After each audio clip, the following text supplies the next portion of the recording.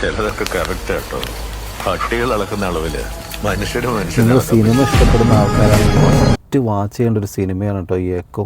എന്തൊരു പടമാണ് എൻ്റെ അമ്മു. അവസാനം എല്ലാം ഒരു 5 മിനിറ്റ്, അവസാനം 5 മിനിറ്റ് ക്ലൈമാക്സിൽ 2 ക്യാരക്ടറേ ഉള്ളൂ. ഒന്ന് വയസ്സായ ആ സ്ത്രീയും പിന്നെ സന്ദീപ് എന്ന് പറഞ്ഞ ഒരു ചെറുപ്പക്കാരൻ പയ്യനും. 2 ആൾക്കാർ.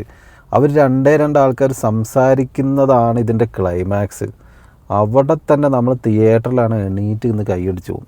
എനിക്ക് ഇവിടുന്ന് തിയേറ്ററിൽ പോയി കാണാൻ പറ്റിയില്ല ഈ സിനിമ. പക്ഷേ ഇത് തിയേറ്ററിൽ കാണാൻ പറ്റാത്ത ഏറ്റവും വലിയ നഷ്ടമായിപ്പോയി. അമ്മാതിരി വെറൈറ്റി എന്ന് വെച്ചാൽ അമ്മാതിരി വെറൈറ്റി.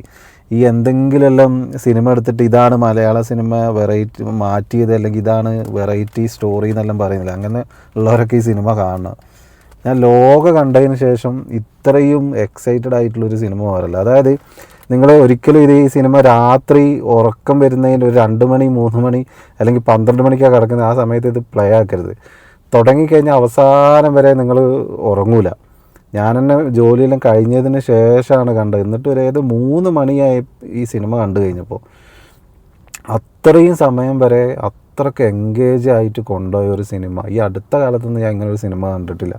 സാധാരണ നമ്മൾ ഈ പ്രതികാരം വീട്ടുന്നതെല്ലാം കുറേ ഗുണ്ടകളൊക്കെ വന്ന് അടിച്ച് പിടിച്ച് ഒച്ചപ്പാടാക്കിയിട്ടല്ലേ. ഇത് നായ്ക്കളെല്ലാം വെച്ചിട്ട് ഒരു സൈസ് പരിപാടി.